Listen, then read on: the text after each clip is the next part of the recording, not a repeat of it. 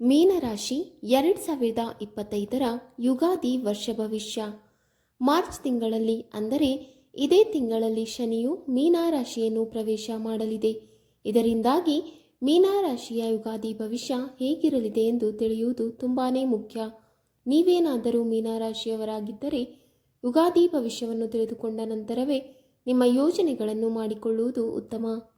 ಹಾಗಾದರೆ ವಿಶ್ವಾವಾಸು ನಾಮ ಸಂವತ್ಸರದಲ್ಲಿ ಮೀನರಾಶಿಯವರ ಭವಿಷ್ಯ ಹೇಗಿರಲಿದೆ ಎಂದು ಈಗ ತಿಳಿಯೋಣ. 2025 ಯುಗಾದಿಯಿಂದ 2025ರ ಯುಗಾದಿಯವರೆಗೆ ದ್ವಾದಶಿ ರಾಶಿಗಳ ಭವಿಷ್ಯವನ್ನು ಈಗಾಗಲೇ ತಿಳಿದುಕೊಂಡಿದ್ದೇವೆ.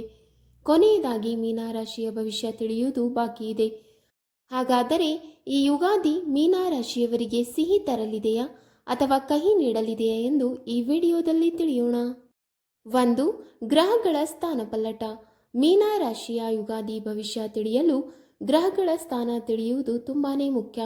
ಯಾವುದೇ ರಾಶಿ ಭವಿಷ್ಯ ತಿಳಿಯಲು ನವಗ್ರಹಗಳಲ್ಲಿ ಶನಿ, ಗುರು, ರಾಹು, ಕೇತುಗಳ ಸ್ಥಾನ ತುಂಬ ಅವಶ್ಯಕವಾಗಿದೆ.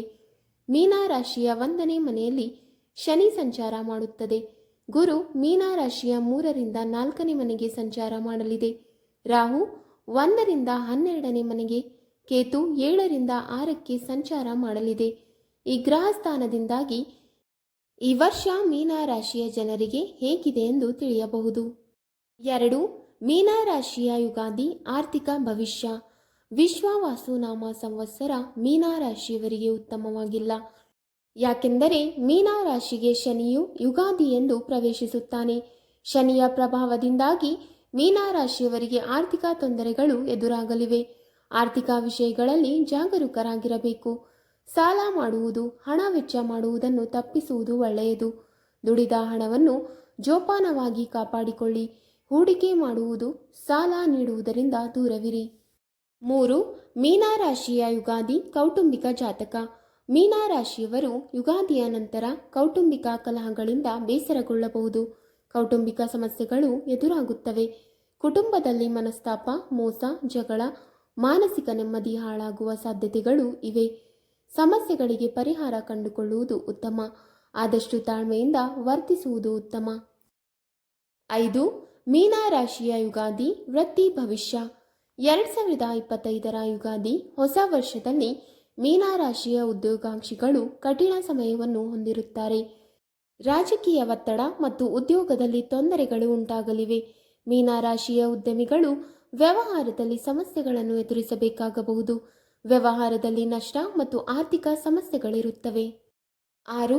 ಮೀನರಾಶಿಯ ಯುಗಾದಿ ಆರೋಗ್ಯ ಭವಿಷ್ಯ. ಮೀನರಾಶಿಯವರಿಗೆ 7.5 ಇದೆ. ಆರೋಗ್ಯದಲ್ಲಿ ಏರುಪೇರಾಗುವ ಸಾಧ್ಯತೆಗಳು ಇವೆ.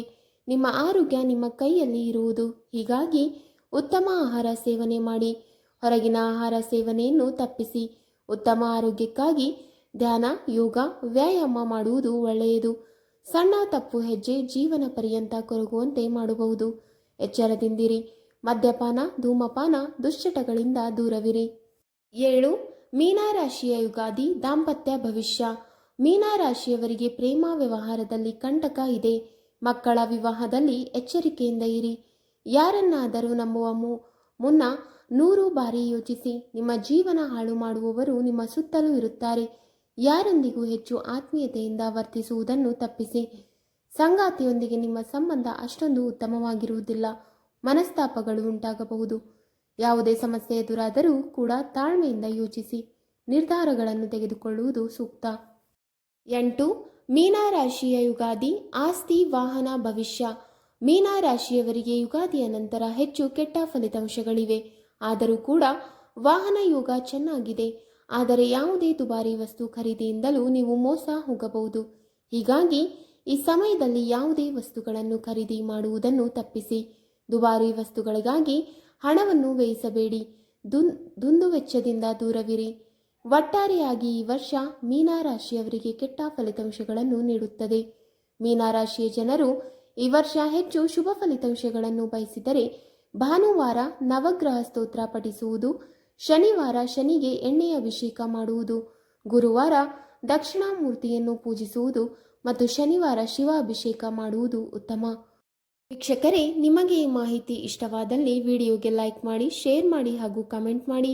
ಇಂತಹ ಮುಂದಿನ ವಿಡಿಯೋಸ್ಗಳಿಗಾಗಿ ನಮ್ಮ ಚಾನಲನ್ನು ಸಬ್ಸ್ಕ್ರೈಬ್ ಮಾಡಿ. ಧನ್ಯವಾದಗಳು.